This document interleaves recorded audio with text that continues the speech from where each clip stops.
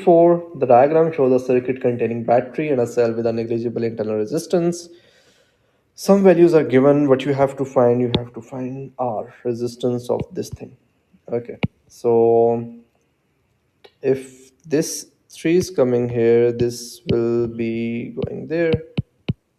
Okay, to find the R, we need the voltage and the current through P. Okay, so I'm trying to sort it out. So if 2 is coming from there, it will be there. So 2 is coming from this point, 3 is coming from this point, so this will be 5 ampere. So current is 5, I know. I need voltage.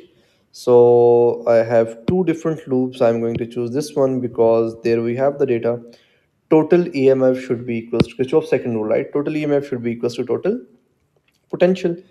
But if you see, this positive terminal is with the positive terminal of this EMF, so they will be subtracted.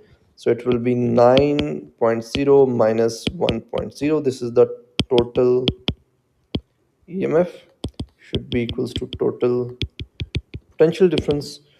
Potential difference through this one will be 2 into 3 IR, voltage into the current, and through this thing will be plus 5 into R. Okay.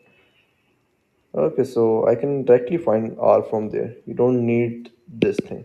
Okay. You need current, but you don't need this equation.